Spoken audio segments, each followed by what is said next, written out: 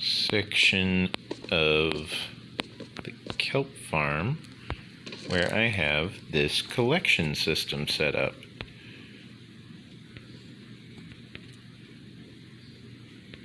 In the process, I'm able to go ahead and deposit all of my kelp. Now I get to run all the way back over to this farm in order to retrieve the remainder of the kelp, because we want to collect all of the items. Yep, that's all of it. Now we run all the way back over to the kelp farm, all the way back up to that storage chest. We store our items once more, because we want to store our progress, obviously.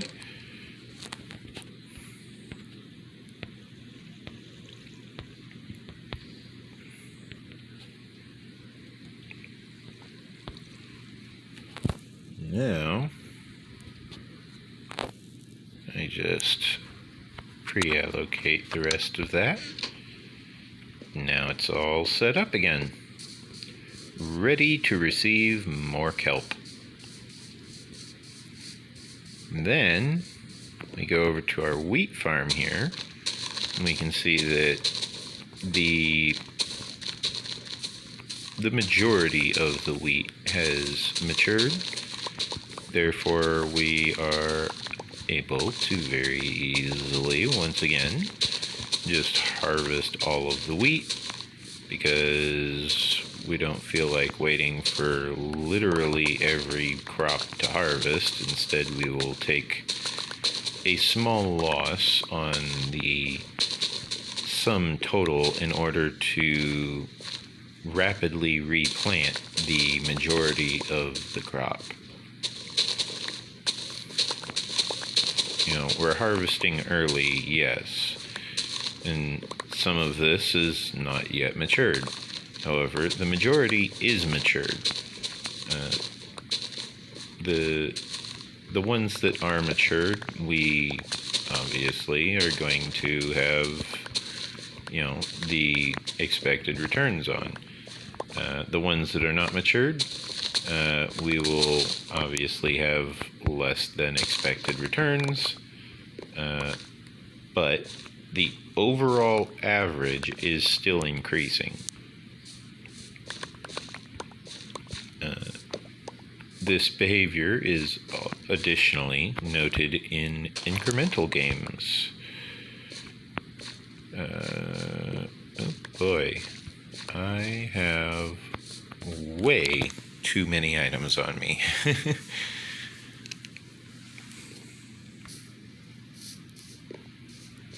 Okay, well, let's get some of these seeds to use here. If we can use up the item, then we have inventory space for more items. Therefore, the plan is to use up the seeds required for replanting in order to make room for the materials which we are trying to pick up.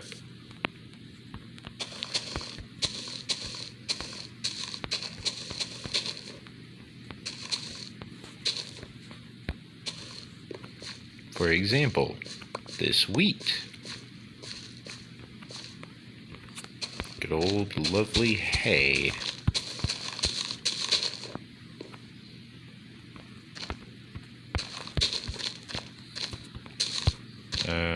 By the way, if you're sitting there wondering, how is this person not some massive overweight slob? The answer is actually very simple. My body is very well nourished. If I need to lose weight, I can always start a capsicum supplement. because capsicum will accelerate the metabolism to a rather obscene degree if you start taking supplements of the stuff, because your body will basically get flooded with the signal for your metabolism kicking into overdrive, which is always fun when you're trying to gain weight, because then you're sitting there trying to gain weight, and yet your body's entire signal system is telling it to lose the weight, and it's like, well, one of these signals is going to win.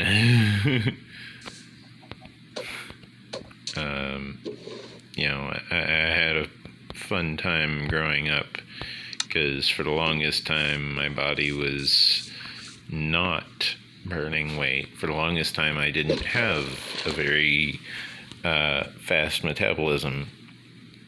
Therefore I was a chubby little fat kid growing up. But then I grew up, and then everyone was suddenly looking up to me. And I mean that quite literally. I was quite monstrously tall. I was definitely not your average height person growing up. Yeah. But hey, enough about my childhood. Let's talk about my D&D plans that I have for my characters, because Dungeons and Dragons, right? Projectile protection 4, not that useful. Lure 3, kind of useful. I can apply that to the fishing rod. Let's see what else we get. Ooh, Unbreaking 3. Now that's nice. We can apply that to the fishing rod as well, or we can apply it to any diamond tools that don't have it yet.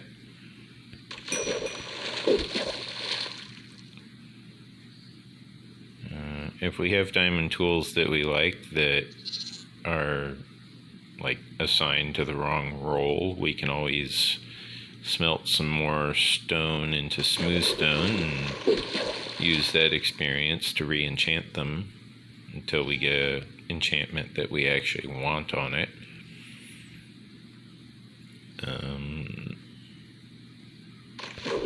That's an actual option, but the odds that we would get an enchantment that we want to keep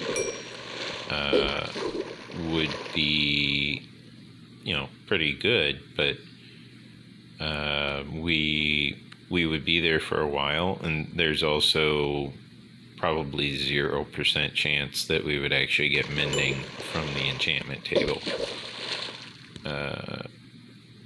I'm pretty sure we would need to enchant a book for that. It's reliable to get it from a villager. Specifically, you get them from librarian villagers. However, the odds of getting, saying we could power up our fire aspect, but we'd need another fire aspect book for it. We can get a lot of stuff out of these books that we fish up, including mending, but the odds of finding a mending villager really rapidly is limited by how many different villagers you find. Because if, for example, they have, farming villagers, their village is actually going to start growing, because if they have more than one villager, then they can give food to the other villager, and then that villager is going to be able to, reproduce with the one that gave it the food, and then they can, create more villagers that way.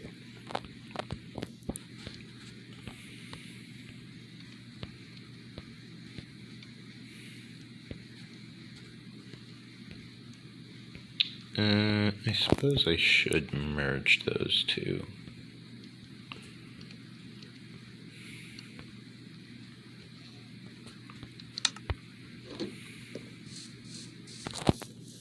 Hi, goat.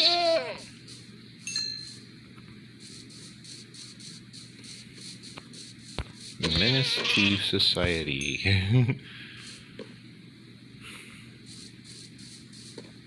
At least the axolotls are friendly to players. You know? Where was I? Ah, yes. I was prattling on about all kinds of things.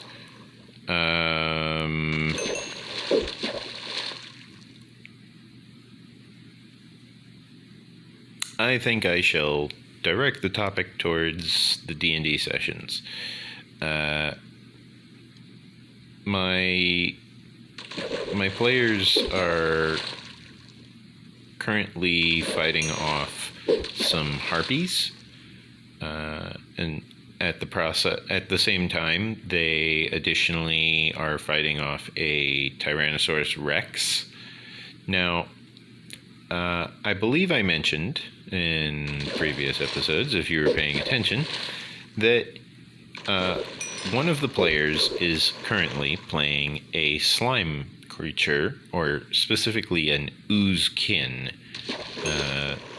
The specific variant that they're playing has the feet composite oozekin.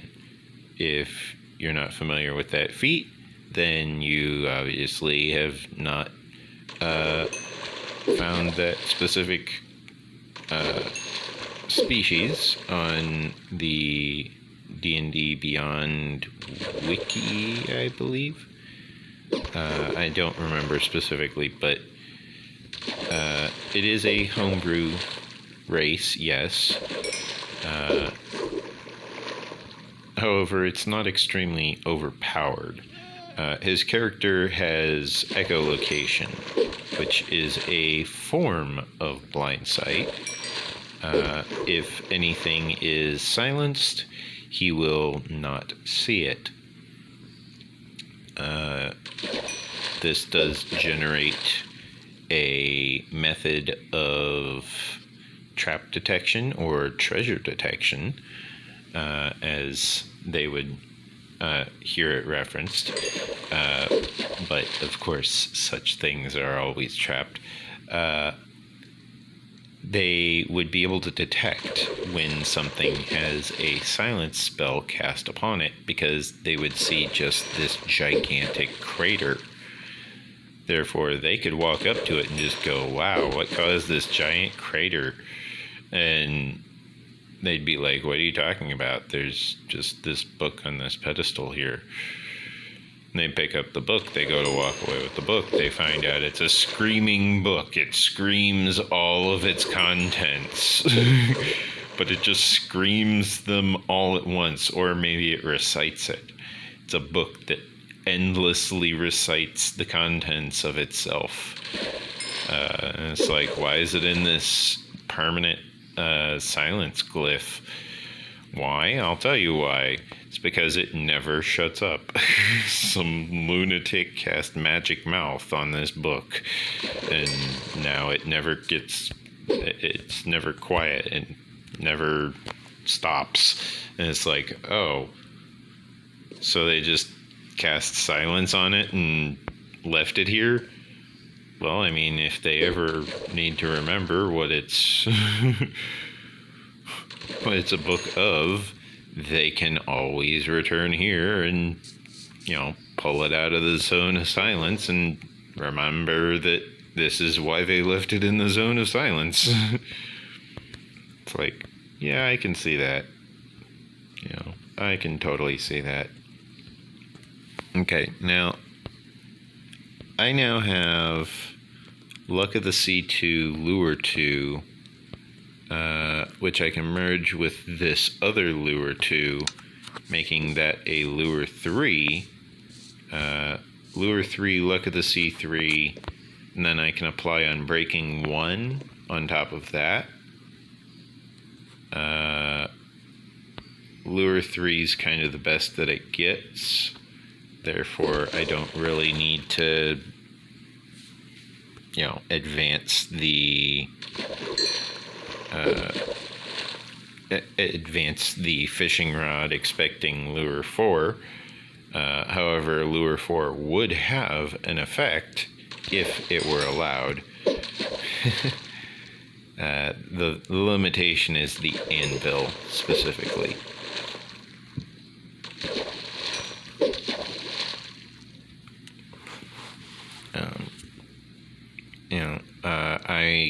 I am definitely making use of the fact that being in these specific chunks keeps the chunks loaded, forcing all of the lovely random tick updates to apply to specifically the chunks around me, limiting the chunks in the distance, limiting monster spawns, limiting all kinds of different things.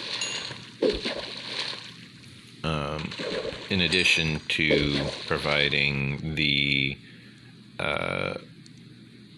random tick updates that the crops need in order for them to grow.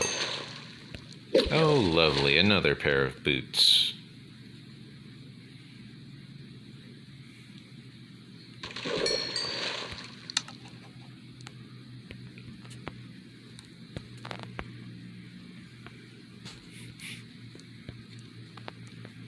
Ta-da! Okay. Oh, yeah, I did. Now, as I was saying, I have been trying to, guide these players to another town. There is a town that is going to require assistance. The elves will require assistance. Therefore, if they do not decide to, go charging off to the dwarves, the elves will, if they check back into the Adventurers Guild and they're like, okay, well, we finished that quest. We got paid. We got, at first, they'll be offered 3 platinum ingots each. And they'll be like, no. We want more. Actually, I believe... or no, that's right. This was supposed to be a high-paying job because they're transporting money is what it is.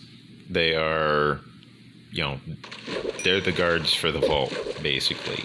But it's the vault for an entire caravan of merchants that are traveling to the dwarves to buy stuff, as well as carrying various goods to the dwarves to sell to them, such as healing potions. The Alchemist Guild spent the last 3 freaking days just making nothing but healing potions because they were kind of behind on their shipment to the dwarves, and the dwarves pay really good money to keep stocked with healing potions. Therefore, it was a really good thing that Jack Mist and his crew managed to, keep everything nice and well stocked. Now, one thing that's going to definitely throw a monkey wrench into everything is that one of the players is currently trying to avoid the very angry brother of one of the various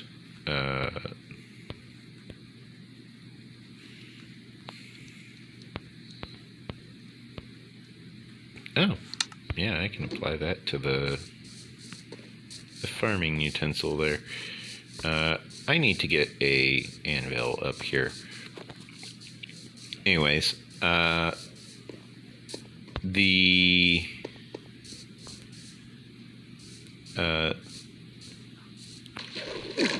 brother of the alchemist guild receptionist is looking for one of the players' characters for a very, very specific anger-filled reason.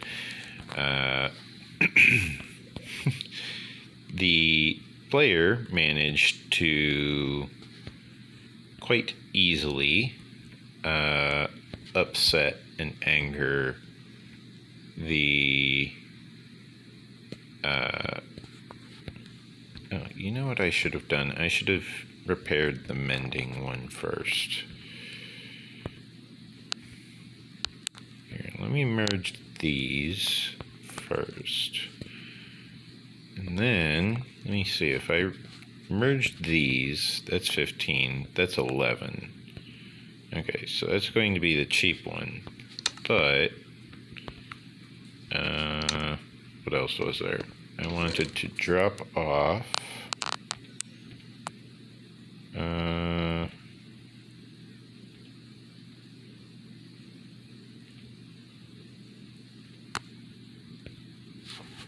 fire aspect.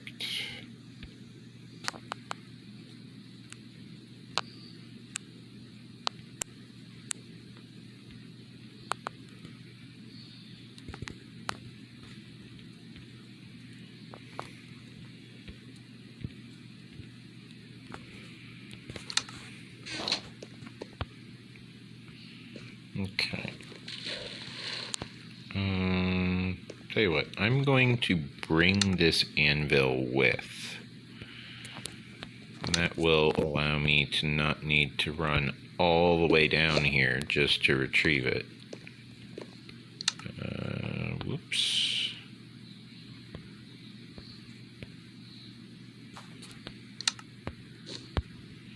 There we go. Now I can go all the way up to the surface here. I'm going to use this specific fishing rod in order to get it fully repaired through the mending enchantment.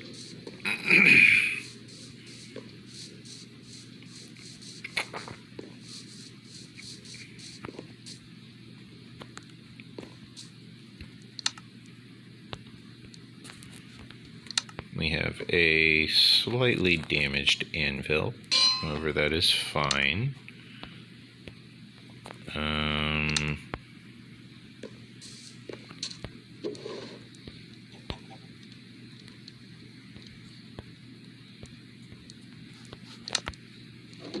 I can probably apply this right now, actually.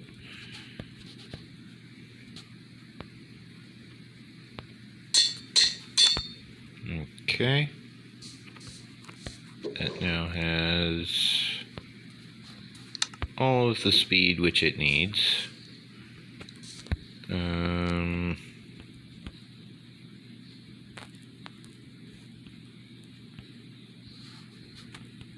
Yeah, let's go ahead and apply this. Wow. The odds of that are actually really low. That was a slightly damaged anvil becoming very damaged on the first enchantment, and then the very damaged anvil breaking on the next one. That is rare. Like, even assuming it got very damaged on the placement, that is rare.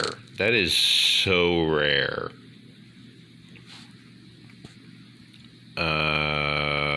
What am I down here for, other than depositing leather? I was down here for withdrawing iron. because I wanted to craft another anvil.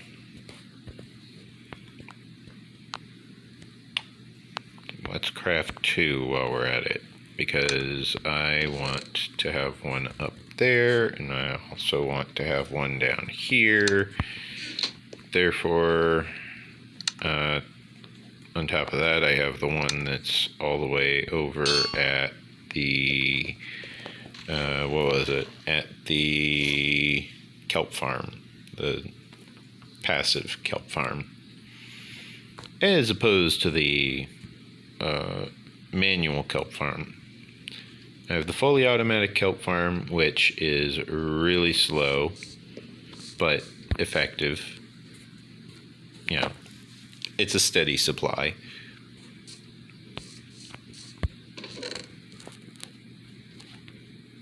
Definitely functions. But at the same time, it just can't compete with the volume of that pond. Like, that pond is monstrous in its ability to produce kelp. Just the amount that I have produced from fishing is... it's really something amazing. Now, I believe I wanted to deposit some of this other stuff. I am mending up this fishing rod currently. Therefore, we shall be without lure for a little bit.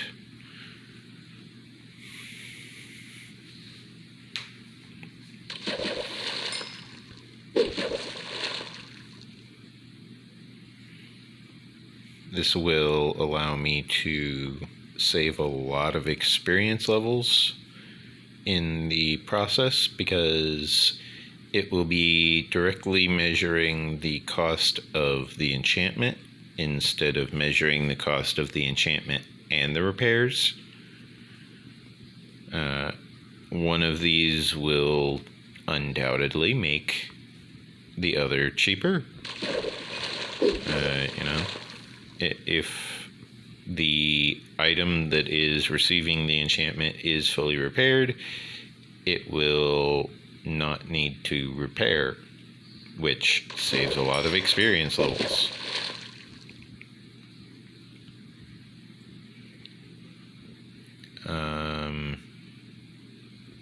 Okay, yeah, let's see.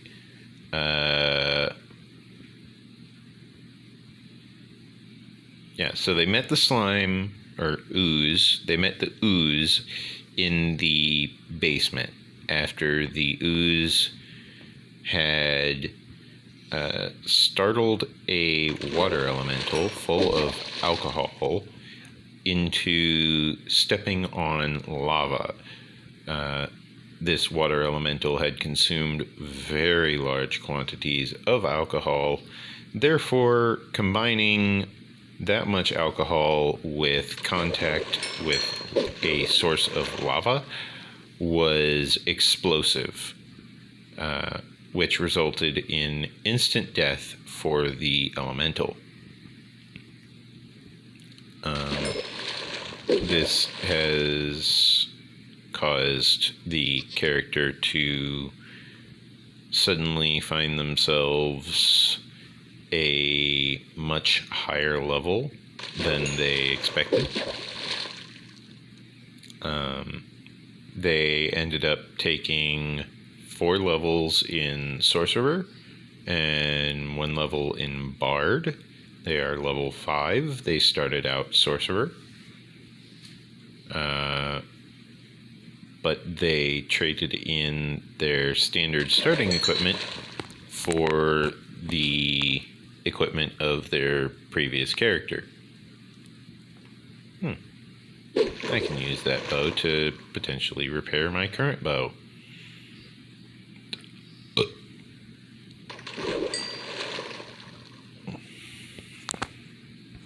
Would that repair my current bow? Yes, it would. It would also be the last time I could repair that bow. That's kind of sad. Guess I should wait on repairing my bow anytime soon then, because that's going to be the last time I can repair it. My.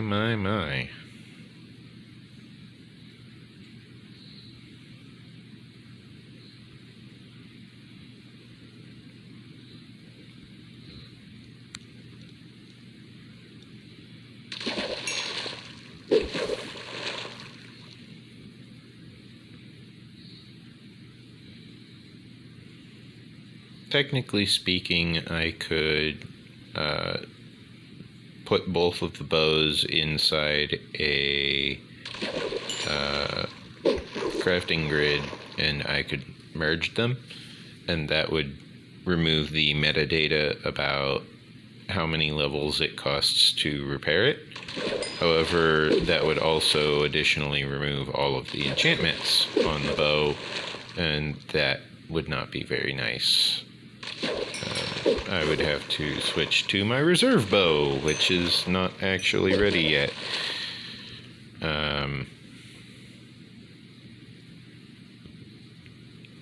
Yeah. Kinda need to craft it.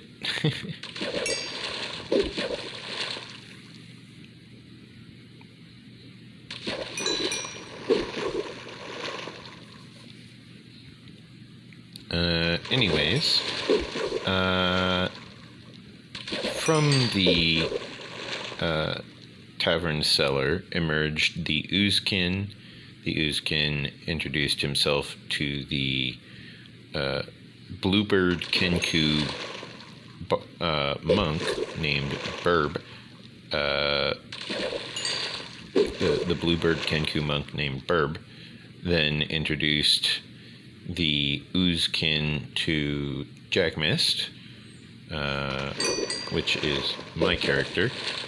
Jack Mist was quite taken aback.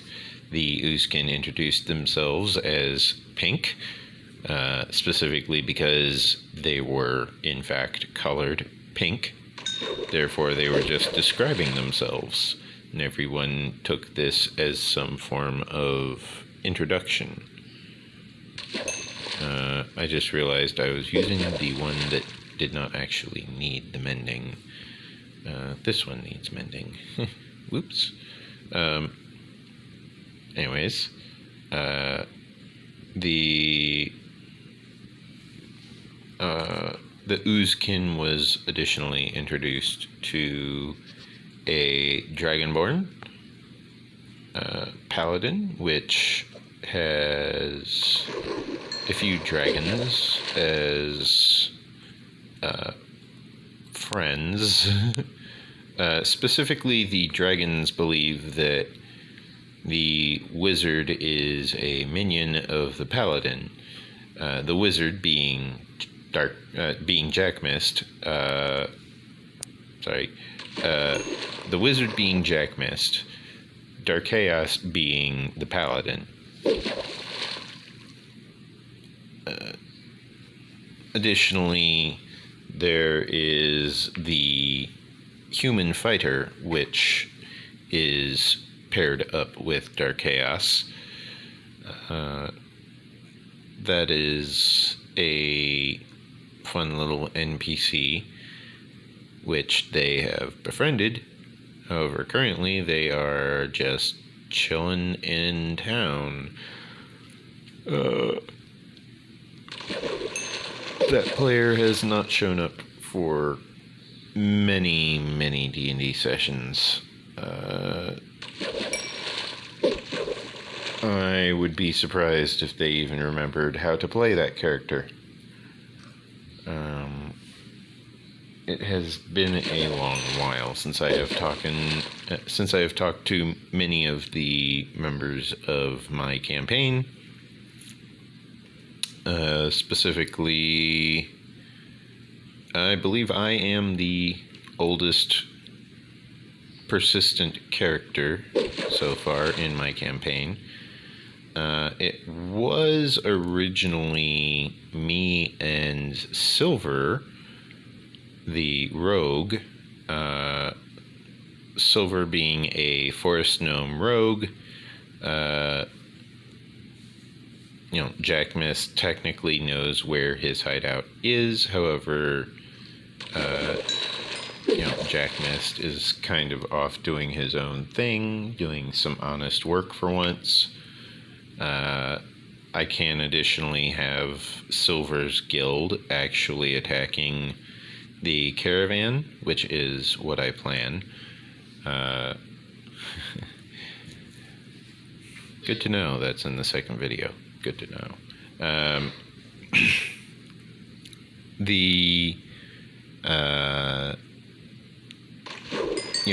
The caravan will be getting attacked by bandits of some variety. The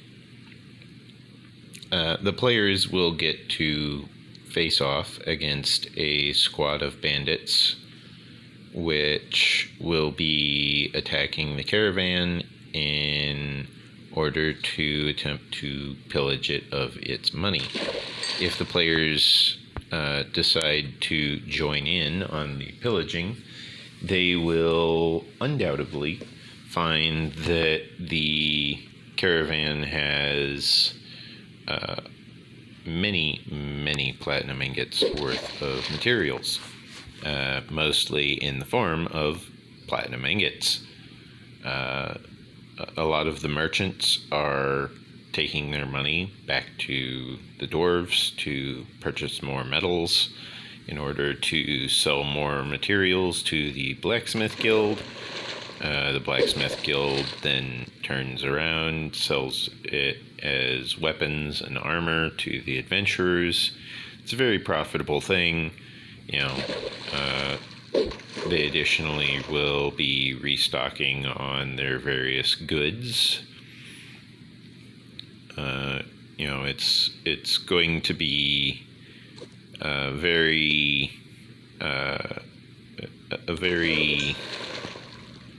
lovely. Ooh, thorns, projectile protection, but thorns, nice. Thorns is very nice.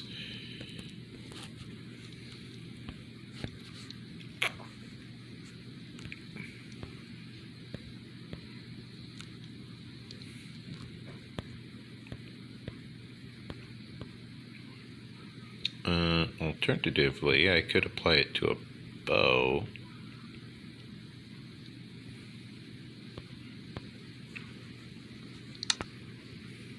I'll probably save it for an armor, though. I think I need to harvest the kelp again. It seems to be getting kind of full in there. Okay, let's start harvesting all of this kelp.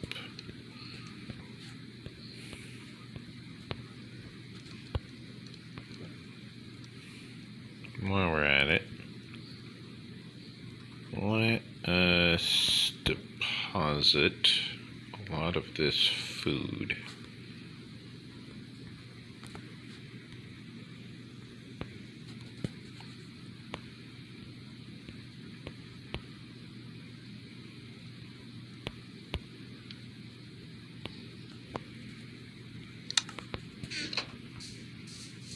I mean, it's raw food, so we're depositing it over at the smoker.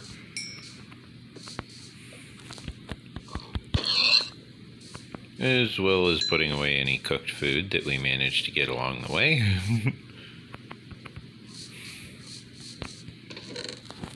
I know they say be nice to animals, but those things respawn on here, and that's like not even the most animals.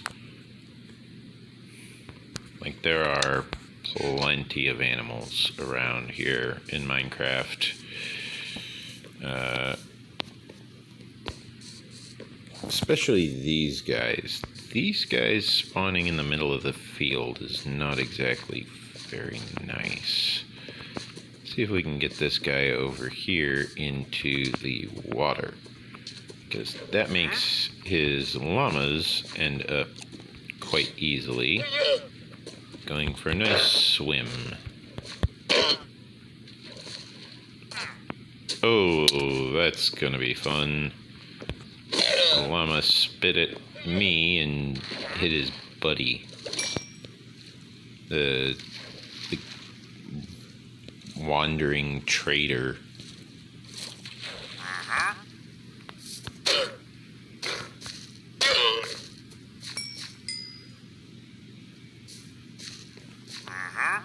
Speaking of which, what's he got? Magenta dye, red sand, fern, cactus, sugarcane, packed ice.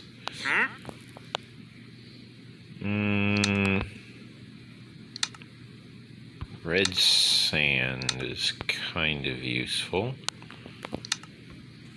Would definitely make this place stand out more. However,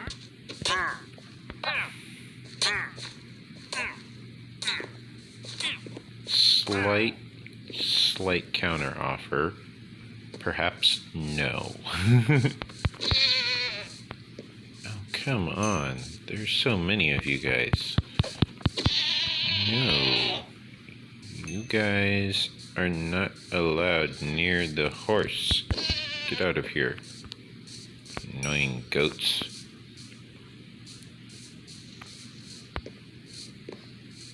You know, the horse already doesn't have much health. I don't need goats making it have less health.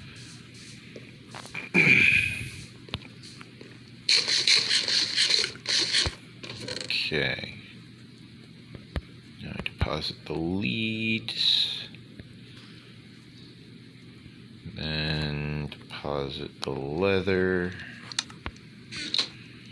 Now I can very easily hop in here, just kind of go through harvesting all of this kelp. As you can see, because I planned out in advance where I wanted everything, I have more than enough room to have this entire chunk dedicated to growing kelp. It's not full auto, but it is literally an entire chunk dedicated to growing kelp, which is a lot of kelp generation, even if it is manual. You know, if I ever need to go fishing, I can just go fishing right here at the kelp farm and get all of the chunk loading that I need in order to grow plenty more kelp, which will solve any of my fuel needs. As for the damage I took, that was because I needed to breathe.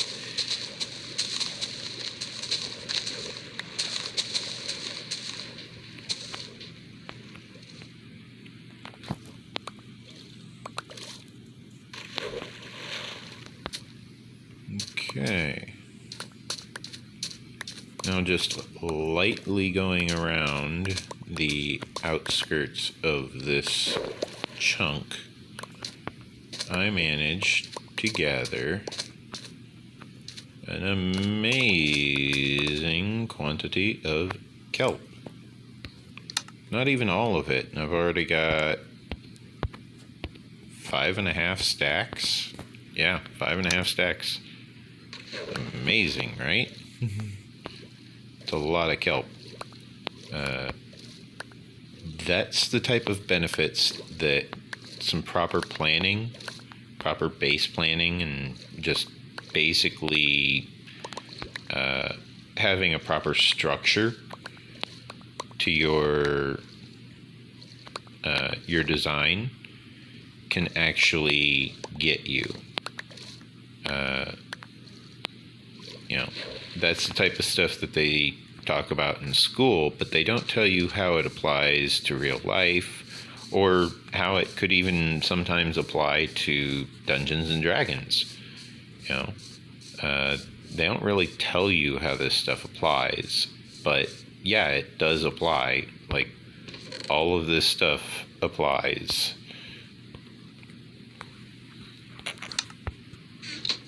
That is over 10 stacks of kelp in my inventory. That is a lot of kelp. Okay, well, let's start throwing kelp in, I suppose.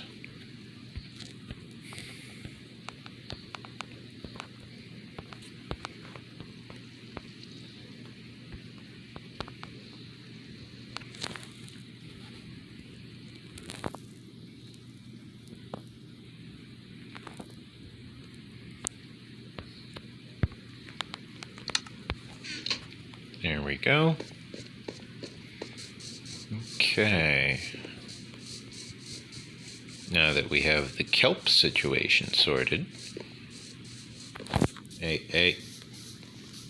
You know the rules, no goats allowed.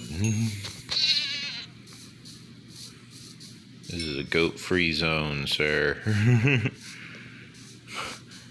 we don't take too kindly to goats around these parts.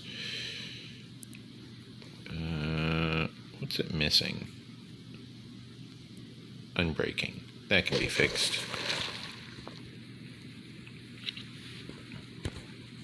Yeah, this is going to make a very amazing fishing rod for all of my enchanting, or all of my fishing needs. It just needs to be repaired first. Once I get the fishing rod repaired, I can go ahead and merge it together with all of the other fishing rods, which I'll probably actually merge those together first, and then just merge those into this one.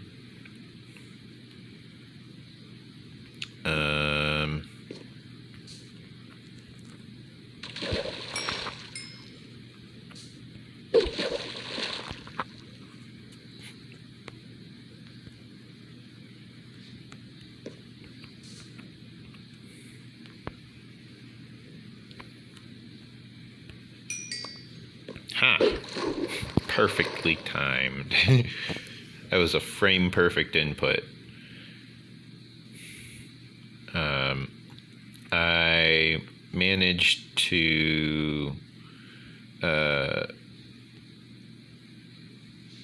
have the bartender warn the Oozkin that, you know, as a half-orc himself, he knows that the adventurers can be a problem. And then, of course, the criminal contacts tried to threaten the Oozkin, but the Oozkin was kind of too stupid to realize it. They were entirely oblivious to the intimidation attempt. However, the rogues do plan, the criminal contacts do plan on being a problem for the Oozkin later. They are planning a ambush of the Oozkin.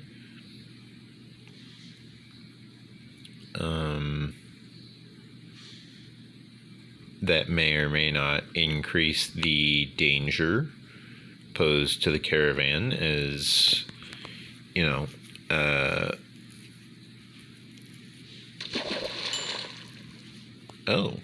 Oh, this one's Curse of Vanishing. Well, that's not quite as useful.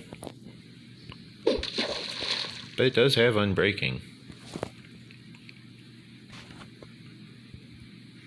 I mean, I suppose Curse of Vanishing isn't exactly the worst enchantment.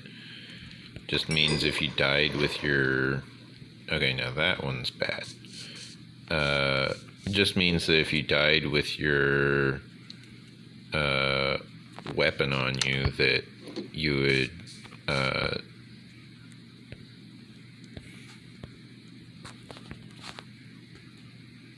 Ooh, that's gonna almost fully repair it. Nice. My backup bow is looking real nice. Let's see, it's missing punch 2. However, everything else is actually looking really nice on it. Let me see. If I merged this with this, that's too expensive. Mostly because this one is, yeah, it's just way too expensive. Now, if I merge those, that would actually solve a few of my problems. I might keep that as a plan, actually. How much if I swap it around? 39 levels. Yeah. It's a bit expensive if I flip it, but that is a plan. How is the fishing rods looking? 15 levels, but it'll be fully healed. I'm currently level 2, about to be level 3. I'm 1 experience away. I know that.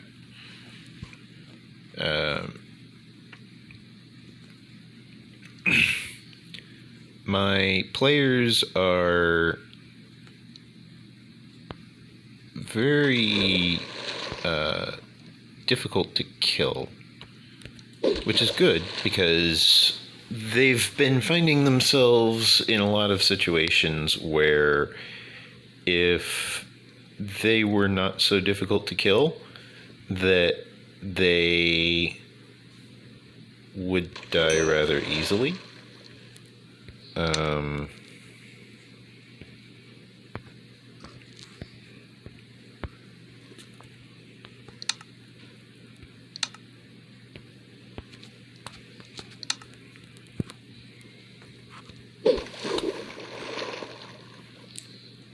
When the ooze woke up, the ooze went looking for Burb, ended up reuniting with Burb at the, the ooze managed to find a bed to sleep in. And, when the ooze woke up, the ooze went looking for Burb. The ooze found Burb in the, the main gathering room of the tavern.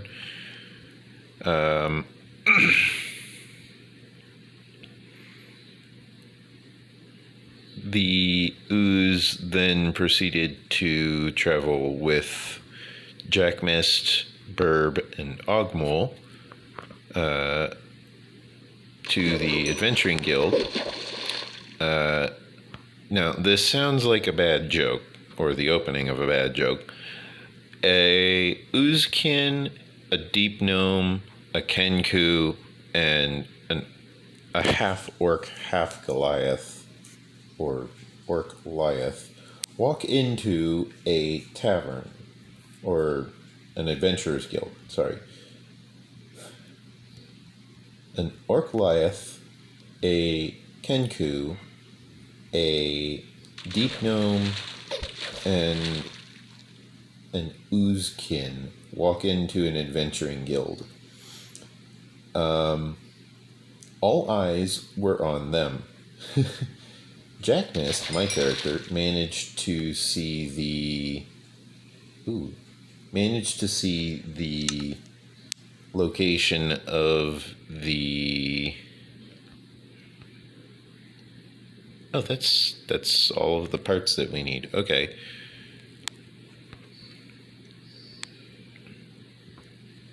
How much to just attach this to this? 8 in that direction, 6 in that direction.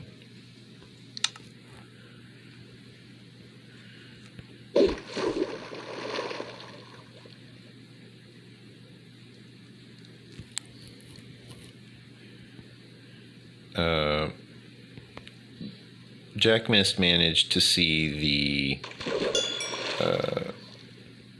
poster that they were looking for in order to find the information on their job. They were looking to sign up to be caravan guards. If they do not negotiate, they will each get paid 6 platinum ingots. If they try and ask for more, I think I will bump it up to 10 platinum ingots, assuming they do a good job and the caravan remains mostly intact. That is perhaps assuming much, but we shall see.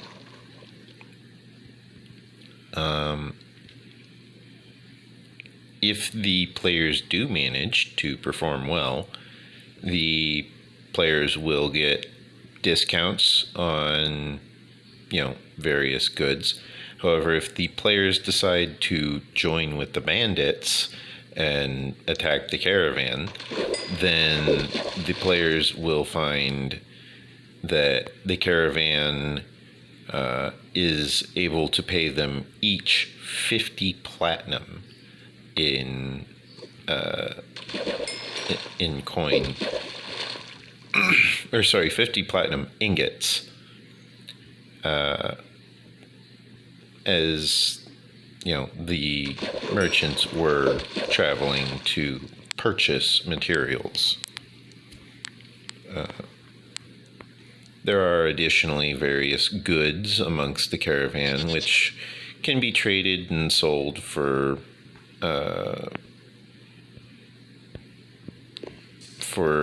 a small profit. However, the primary source of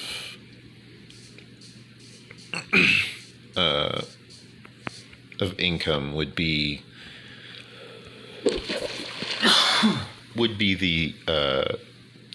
the platinum ingots that they would get from the merchants.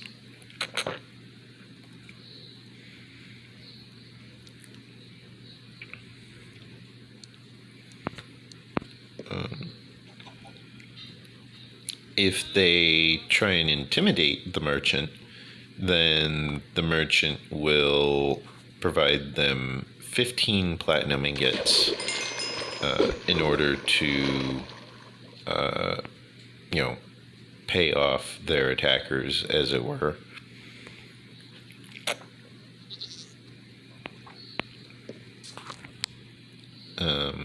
However, if they do bully the merchant, then they will find that they do not receive any discounts for being a merchant caravan guard. They will receive a commemorative little pin that their characters will wear,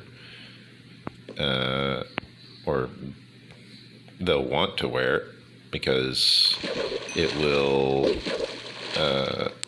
note that they should receive a discount amongst the merchants in the surface areas of the Dwarven Village. The Dwarven Village will have some shops. They will also additionally have a mining operation, which they will be in the process of. If the players stick around for too long, the mining operation will end up breaching into a subterranean cavern, which will link to the Underdark. Or alternatively, if they aren't all that thrilled on the idea of traveling all the way to the Underdark, they can alternatively travel to the surface, where they will find another town, which they will then find out that they are not exactly able to leave, as there is a machine that is basically running around and enforcing a massive perimeter defense. Yeah.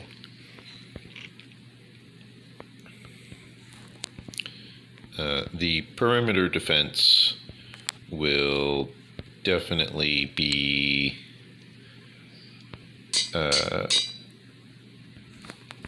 a concern for them.